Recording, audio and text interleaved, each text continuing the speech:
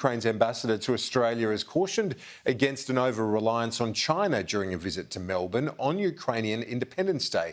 6 months on from Russia's invasion of Ukraine, millions of Ukrainians remain displaced. Thousands are building a life here.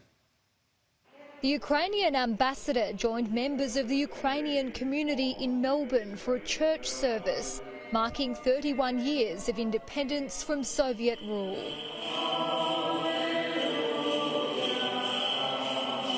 Vasyl Myroshnychenko later helping to raise the Ukrainian flag at Federation Square in a show of determination and defiance against Russian aggression.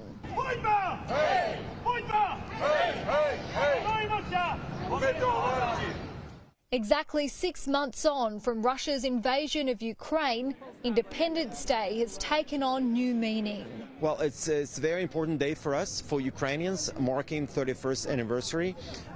That's an opportunity for us to demonstrate unity, resilience and strength to carry on fighting. It's an opportunity to demonstrate that we are out there fighting for our independence, for our democracy, for the human rights. Since February 24, 10 million Ukrainians have been internally displaced. 5 million have left the country.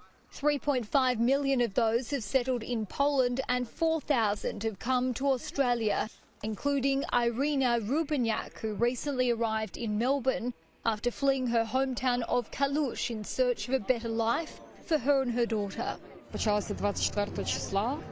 We lived in Poland for 1 month and we had some friends here in Australia who helped us come across on the 600 visa, which we received very quickly.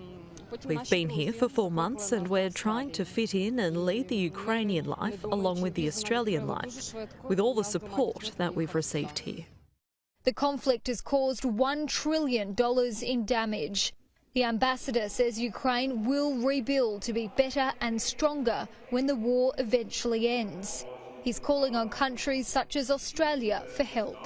There are many opportunities around trade and business, especially in tech and IT industry. I think it's just a low-hanging fruit because Ukraine has some of the best software developers, and I think many Australian businesses can benefit from that.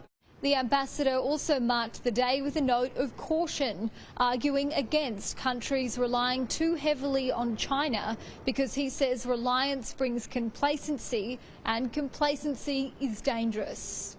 You already realize it, that you've been too reliant, right? Because since you only can sell iron ore to China and some other limited products, you understand what is over-reliance. But it also goes back to supplies as well. You're buying a lot from China. So in a way, I think, but it's like in any other business. It's not only about China, it's actually over-reliance on one supplier or over-reliance on one client. It's not sustainable. While several events were held across Australia, gatherings were cancelled in Kyiv over concerns Russian forces would step up its attack on the capital. President Zelensky says Ukraine will liberate and gain control of Russian-annexed Crimea. Russia isn't showing any signs of abandoning it, using it as a platform to launch missiles against Ukrainian targets. There is a war. We don't want to have Ukraine fatigue. The world can't forget. The more we bring this to the forefront, the better chance we have of winning. Major Melbourne landmarks will turn blue and yellow on Wednesday night as Australia stands in solidarity with Ukraine.